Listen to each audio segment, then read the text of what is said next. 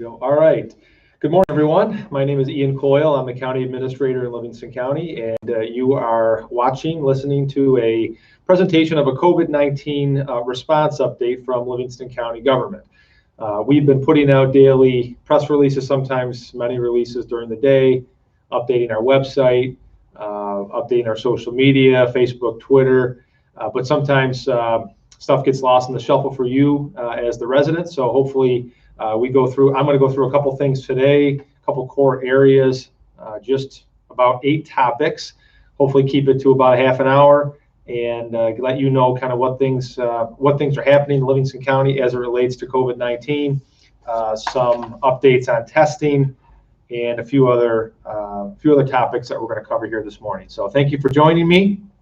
A couple of just public service announcement plug before I begin. I am wearing this mask. We are wearing the masks around here in the County Emergency Operations Center, but just everybody, this should be what you're wearing when you go about your runs to the grocery store and you're out and about and you cannot keep social distancing. So I'm not going to wear this for the presentation, but just as a reminder and a plug to wear your mask.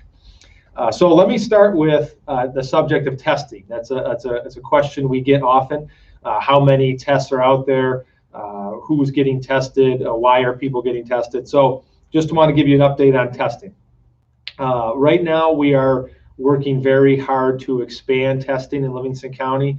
We are very thankful and grateful for the partnership we have with Noise Health, URMC, who has been very supportive of the county's efforts in the public health department to expand testing beyond what has been provided to date. Right now, we are at 635 people tested, which interestingly enough equates almost to exactly 1% of our population. So we want to get much, much higher than that, but that's kind of where we're at right now. We've had a spike in testing with some recent case developments of late, so we have, and Noise has expanded some testing. So right now we have a curbside testing availability that's 7 days a week. Work with your physician. You can call the Department of Health. You can call Noise Health, and people can get tested. So there is a myth out there that people can't get tested for some reason. They certainly can. It is available, and it is growing. How is it growing? The county and Noise are both partnering together to try to get more tests, swab kits procured. So we're working very hard. We have orders coming in at 50, at 250, at 500. We expect in the next couple of weeks to have a total of about 6,000 test kits that are coming into the Emergency Operations Center that we will then distribute back to Noise or keep ourselves for testing purposes. People are asking, what is the testing like? It is there's some discomfort and some pressure. Basically, it's an elongated Q-tip style swab that gets shoved up the nose. It's a nasal swab. It's not painful, but there is some discomfort and some pressure, and it takes about 10 seconds. Testing is very important. We hear a lot on the national and state front about what the purpose of testing, why, the talk about is there enough testing capacity out there? And New York State has ideals to grow the amount of people tested, double it on a per day basis. So we are appreciative of that. We hope that materializes. But do know that we are, ourselves here in Livingston County, are scratching and clawing every single day, 7 days a week, to try and get more kits here, because if you have the kits, you can distribute it with the health system and actually get more folks tested. So more folks tested means more identification earlier on, and then means eventual isolation, especially of the folks that are considered the asymptomatic carriers, so they don't have any known symptoms. They're walking around, but they are COVID-19 positive. I want to shift gears to the a little bit more on the cases in Livingston County. We are up to 54 positive cases in the county, of which 635, as I said, have been tested. So we're hovering a little bit lower than that 10% mark, which roughly is what it has been since we started testing. The folks, if we had 100 people test, about 10 people would come out as COVID-19 positive. We also have many, many recoveries, and people ask, what does that mean? Basically, you want more than 7 days of no symptoms and no fever for 3 days without the use of fever-reducing medications. So we want those two things to be happening to classify and note someone as being recovered from COVID-19. Also on the cases, we get some questions on the maps. There are federal maps. There's the Johns Hopkins tracking. There is the state has some State Department of Health mapping. I encourage you, although there are other maps out there, and some of them have different statistics that they're tracking and different methods that they're using, I encourage you to use the county map. Use the county website, livingstoncounty.us. If you go in the middle, you'll see the nasty looking red virus ball. That's COVID-19. Click on that, and that will take you to the website that has all the information that's available on COVID-19, including the map. And the map is updated every single day. So that's the most current. It's specific to Livingston County. It contains data that the county health department gets. They are the gatekeeper of the information, if you will, as it relates to positives, negatives, who's getting tested, when are the results coming in. So I encourage you to go to that. Where in our county are there cases by town? You will find that on our map. Additionally, on testing, we are working with our own Center for Nursing and Rehabilitation, which is a public nursing home, to get our CNR staff tested. That commenced today. The Avon Nursing Home commenced an effort to have their residents tested, and I'll get to nursing homes next.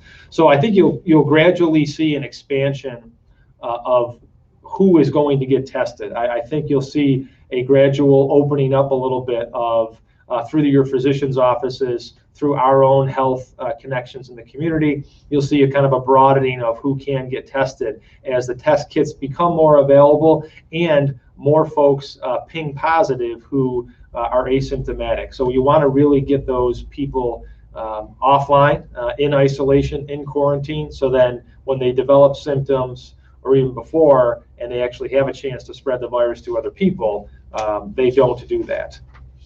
So moving on, I'm going to talk about nursing homes. That's a hot topic of late. It's a topic near and dear to our hearts in Livingston County.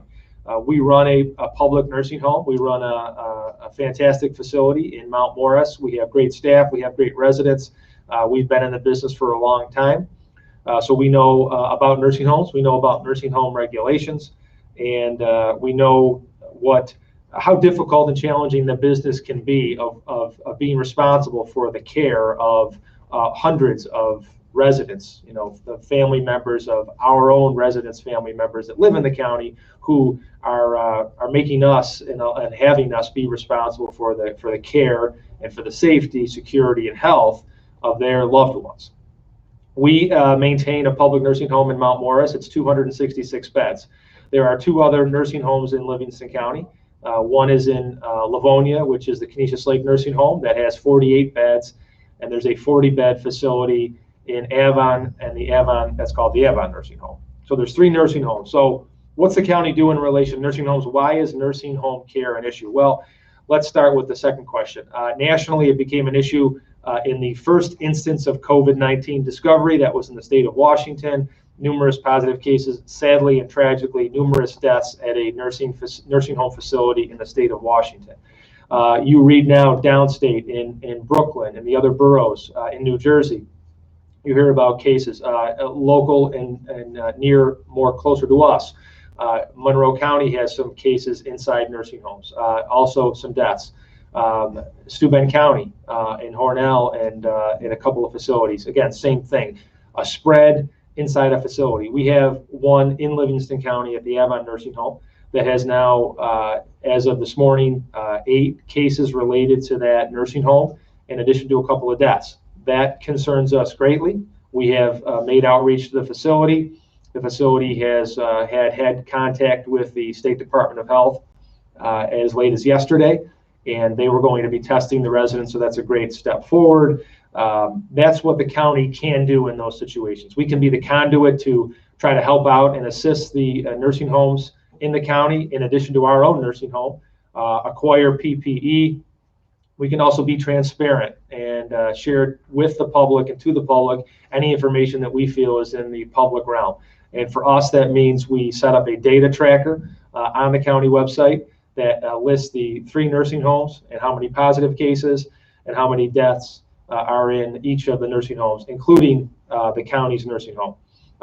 What about PPE? We hear a lot about PPE, personal protective equipment. That is something the county has worked vigorously on since the first COVID-19 case right out of here at the Emergency Operations Center. We spend all of our days for a select group of people only doing the procurement of this type of equipment. So we're trying to get our own stockpiles to help out private nursing homes, physician offices, first responders, because the state stockpiles that come to us, which they're greatly appreciated. We are very grateful for them to be supplying us that PPE. Sometimes a request is made for X and less comes in. Whatever the state can afford to provide us, they provide us. So we have to kind of make up that difference. So there is a lot of talk on PPE, what's available, what's not available. We have a surplus, we have a deficit, where is it? I will tell you that from our purposes in Livingston County, more PPE could be provided through the federal or state stockpiles to counties like Livingston County, who are trying to make whole as best we can any request that comes to us from the provider community. So if you do happen to speak with your federal representative or your state legislature or anybody else in the governor's office, you can tell them that additional PPE is of course appreciated and needed. It's essential and it's needed in counties like Livingston, where we are helping to procure the PPE and then redistribute back to the provider community. The other thing that it comes out about nursing homes is, again, back to the transparency, is what can you share?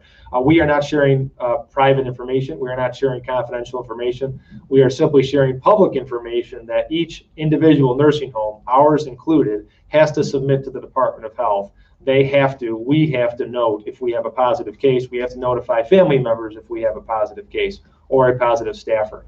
So we're already going to have to do that. So we figure that is public information. It's public information once it's received by the Department of Health. So we're getting out in front of it and informing the public of what the situation is. And that's basically the best we can do. We are not the regulatory body of the nursing homes. That is the New York State Department of Health.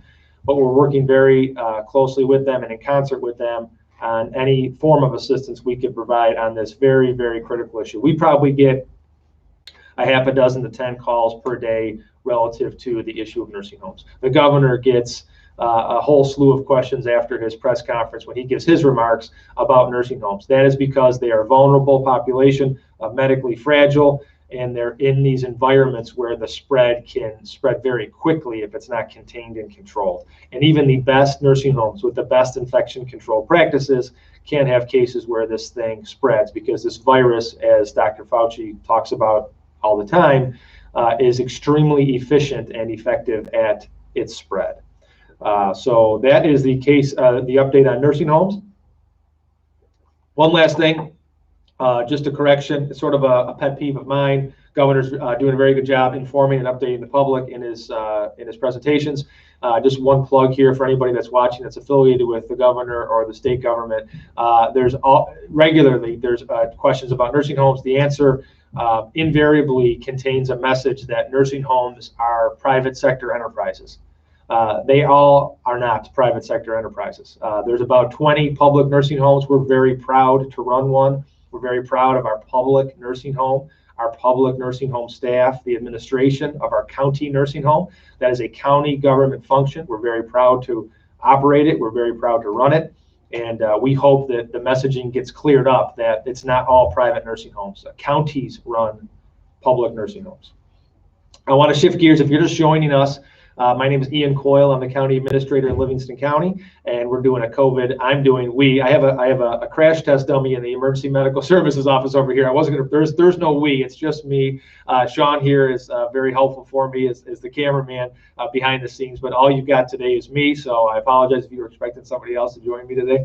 I'm going to shift gears to New York State pause and guidance from New York State. So we're on this pause. Pause stands, PAUSE stands for something, but basically it's stopping essentially pressing pause on the economy, on operations, on certain state government functions, on certain county government functions, in relation to what we're all facing with the COVID-19 crisis. So New York State is on pause. That pause has been extended. Primary issues associated with that you hear a lot about, of course, the mask and any guidance on masks. So right now, everyone is encouraged and basically mandated to be wearing a mask if they cannot maintain proper social distance. So if you're out and about, grocery store runs, if you go into a grocery store, you should be wearing a mask. If you go for a walk in a public park by yourself, okay, maybe not. If you go for an early morning stroll in the neighborhood, no one's around you, maybe not. Any and all other occasions, you should be wearing a mask. So that's a New York State guidance document, a directive, an executive order.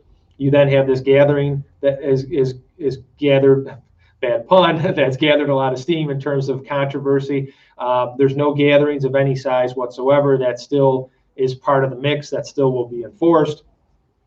We get lots of questions on when is this thing going to end? How long can we go on for?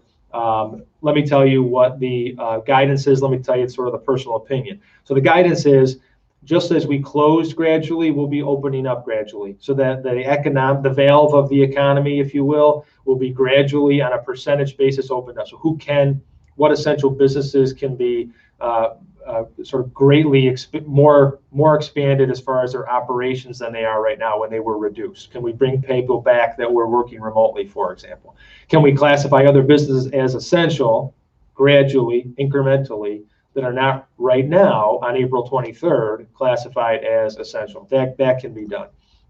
Always, though, maintaining some form of emphasis on social distancing and the mask wearing. Both of those two efforts really flatten the curve in the region, upstate New York, and actually in New York as a whole. Even though New York got creamed, and it's sad and it's tragic, and the death count is a sad statistic that we all have to view on a daily basis in the governor's press reports.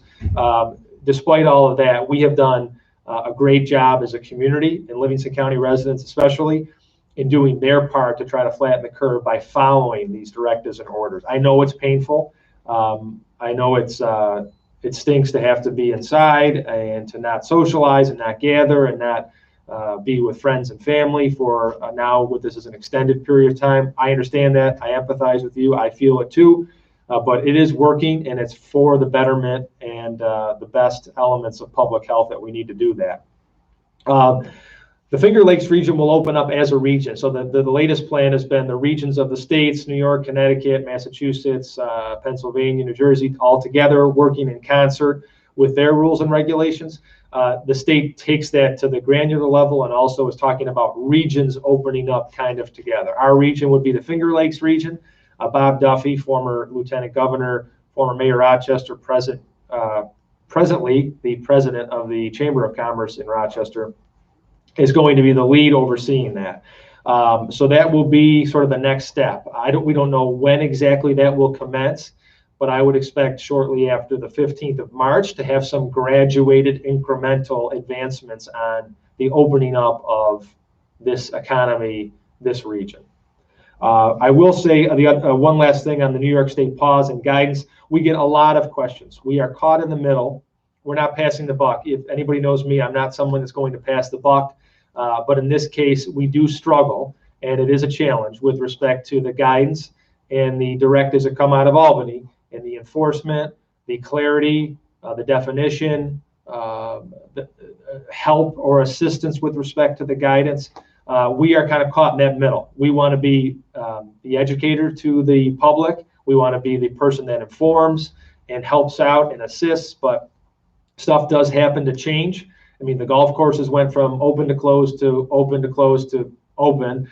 Marinas, boat launches. The latest and greatest is campgrounds. We hear a lot on campgrounds. Livingston County took matters into our hands based on what the state guidance was and closed campgrounds. It's been very controversial. We admit that. It's been very challenging. We admit that.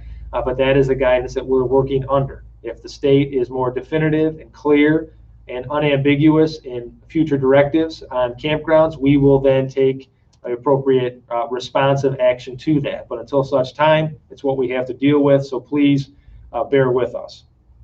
I want to shift gears into some federal actions next. So the federal government, unlike Livingston County, can print money.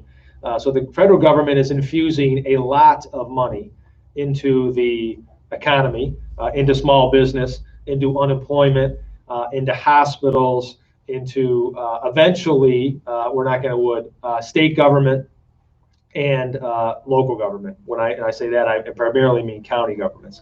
So the first advance checks have come or are coming in from the SBA, which is a small business assistance, the federal government arm that's charged with the distribution of the PPP Paycheck Protection Program, that made a lot of news because it was pushed out. It was people participated in it, and all of a sudden it dried up with their available cash allotment after only a couple of days. So the latest and greatest federal government stimulus package has infused many more billions of dollars back into that program to try to get money to small business. That's the precursor to a form of long-term financing. Companies are expected to be working with the local banks, community banks, the Small Business Association, the Chamber of Commerce, the Small Business Development Center out of SUNY Geneseo is still operating and working. Our own Economic Development Office, as I said, we are here to assist you in any assistance that you need. The federal government also did a $600 kicker to the unemployment insurance claims. In Livingston County, just in the last 4 weeks, we've got 3,500 filers for unemployment. That's a sobering, sad statistic. The unemployment rate could be the highest that we've seen in ages. This economic impact period is on paper right now greater than anything we've seen, including the Great Recession since the Great Depression. So that is going to be felt locally. It is already being felt locally with layoffs, business, temporary closures, furloughs, things of that nature. We do anticipate an additional package looming. If you follow our social media feed and our press releases, we've been very vocal in our support about this measure. The Senate Majority Leader, Minority Leader Chuck Schumer, the senior senator from New York, has been very vocal and supportive of county governments getting an infusion of direct and flexible dollars. We are on the front lines of the crisis. We have an economic impact in our revenue loss. We have an economic impact in our expense outlay for this, the containment of this virus. So we're very much front lines, bad pun. We're on the front lines of asking for any stimulus funds that are going to come in the next package to come to counties, if at all possible. New York State, I agree, does not need a bailout for pre-COVID budgetary problems. The state, before COVID was starting, had budgetary issues as a state government. I don't think the state government is asking for assistance relative to that. They're asking for assistance relative to they are the epicenter of the crisis from a case count perspective. They have spent billions already in the fight, and they will have billions in revenue losses associated with this. So if the federal government is bailing out or assisting airlines and places like that, the state government should be a candidate to get economic relief from the feds, and likewise local governments as well on the county government front. So what are we fighting for? We're fighting for flexible and direct dollars to county governments. Any and all assistance you need on the federal financing programs, livingstoncounty.us, find Economic Development Office. They will assist you. Bill Bacon, Workforce Development, Ryan Snyder, they will assist you. DSS, Social Services, Diane Dean and her team will assist you if you need public assistance, temporary assistance, any sort of public welfare programming that might be available to you in your time of need. We are here to help you. Shifting gears, local food distribution, overwhelming interest. It speaks to the food security issues. It speaks to the community hunger issues that are arising as a result, or exacerbating, whatever the case may be, as a result of COVID-19 and the crisis and the economic calamity that ensued. We had basically, we sold out of our two events that we had last week in Geneseo and Dansville. 600 meals were delivered to folks in need, and we will be doing that again. Our next event dates are the 29th of April and the 2nd of May, again in Geneseo and Dansville. Schools are still doing meals. They're doing either Monday, Wednesday, Friday, Monday through Friday, or in some cases they're delivering to the home with the bus routes. So please take a look at your school website if you haven't already, or if you weren't aware of that already. Schools are still doing meals. We thank them for that. They've been doing a great job at the delivery of the meals, and they've been a great community partner in assuring that the nutrition needs of the school children and their families really are met during this crisis. Our own Office for the Aging has expanded our meal program. If you feel that you or your loved one is not in the mix for that, contact our Office for the Aging. We can help you out. Our Department of Health staff is also doing home delivery for patients who are under quarantine or PUIs. A special thanks to our upcoming meal program on the 29th of April and the 2nd of May. A special thanks to Craig Station Creamery and DFA, Dairy Farmers of America. They've partnered with FoodLink and the county to make sure that milk is included in this latest package. Sorry, that is not almond milk or soy milk. This is the traditional old-fashioned kind. That will be a part of the distribution at the drive-through sites and also with the senior meal delivery program. This is a donation. Thanks again. Ag is the bread and butter, bad pun of our economic industry here in Livingston County. And these are great partners, and they're stepping up here in the community's time of need to supply the milk for these special meal distribution events. My name is Ian Coyle. If you're just joining us, I'm the county administrator in Livingston County. We got a few minutes left here. I'm going to go over just a couple of things on county government operations and economic recovery to finish up. I'm going through some COVID-19 response actions that we've taken and some updates to the community. County government operations. Well, we were hit with the COVID-19 virus ourselves. We have we have 1,200 people that work for Livingston County, spread across 32 departments. We have 7 people, staff members, who have now tested positive. But our work does continue.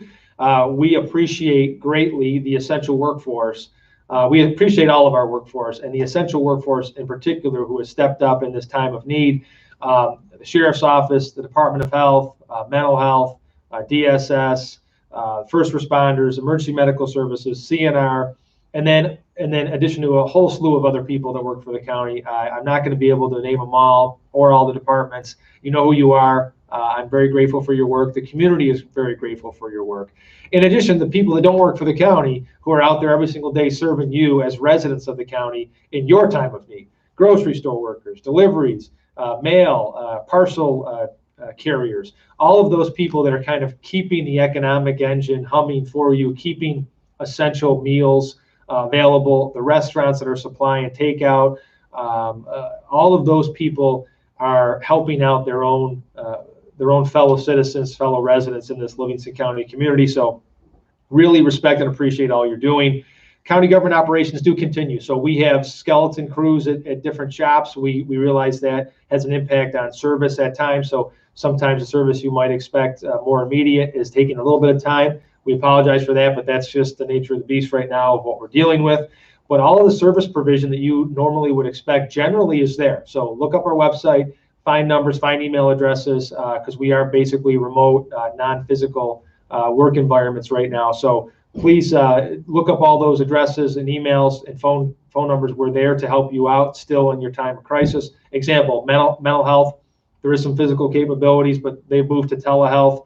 Sheriff's Office hasn't skipped a beat. They're still there for you. Any sort of law enforcement, criminal justice needs that you have. DSS, again, hasn't skipped a beat, has additional programming and additional mandates to adhere to now with some of the growth in the caseload volume that we expect. So they're there to serve you as well, in addition to all the others that I mentioned. In general, the county government role in the crisis is to serve you. We're a public service provider. We don't rest. We don't stop. We have to expand. We expand. If we have to spend more money, we spend more money. Whatever we have to do to help you out and assist you in your time of need. We rely on property taxes and sales taxes. Those things are generated from the citizenry, right? From residents, from businesses, from commerce, from people. So those things are going to take a little bit of blip, especially sales taxes. So anything we can do to encourage small business, to help out small business, we are here for you. And ditto for obviously the general Joe Q citizen, the resident, whether it be meals, temporary assistance, questions on unemployment, please look us up and let us help you out.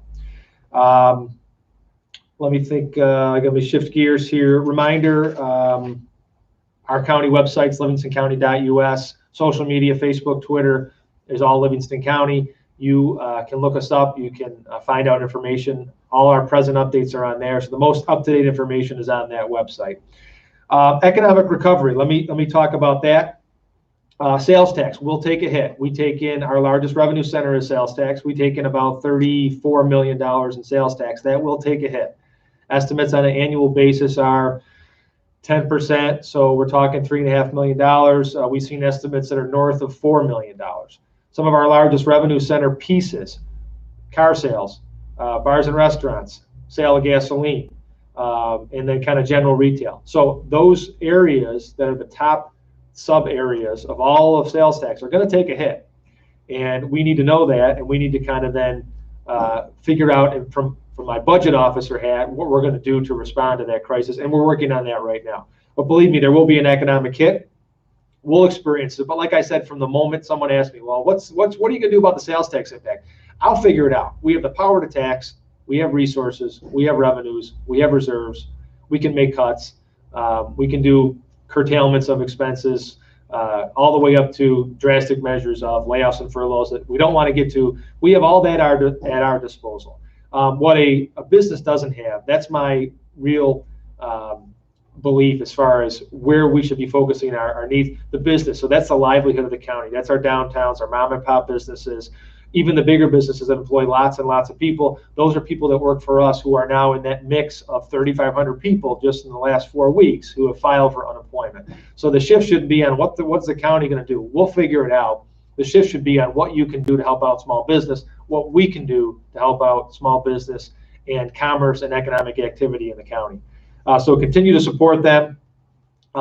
Livingston County menus on Facebook, look it up. Livingston County Chamber of Commerce, Livingston County Development Corporation, all three of those sources, you will find information about how you can still get takeout, who's open, where the best prime rib is, when you can get Peter's Wings. Great one I saw today, No BS Brewing Company out of Lakeville has an event with a new IPA offering. You can go pick it up, and growlers and crowlers, you can pick it up. 100% of the proceeds to those that are in the Livingston County hospitality business who are now kind of out of work. So there is a real great community-minded, altruistic event program there from one of our local companies. So I wanted to give them a shout out. We really appreciate that. So last thing, face cloth covering. I went through when you should wear it. Those are the rules for the public. You must wear that. So we want to see that. That will help contain the spread, stop the spread. It does not take place of social distancing. We still want you to maintain the social distance, the appropriate 6 feet. Don't stay within someone's close proximity for any extended period of time. Continue to wash hands. Continue to maintain social distancing. Continue to not gather. Enjoy your loved ones. Stay home. A couple plugs at the end, and then one final comment. The census. Last time I talked to you, I made a plug for the census at the beginning and the end of my presentation. I'm going to do it again at the end here. The census, when I last made my plug, we were sitting third in the region. Sean, we're now close to second, right? So we are almost at second or right around there, and Monroe County is first. We want to get past Genesee County. We love Genesee County. They're our good friends. We want to get past them, and we want to then leapfrog Monroe County for the best participation rate amongst the region by county for census.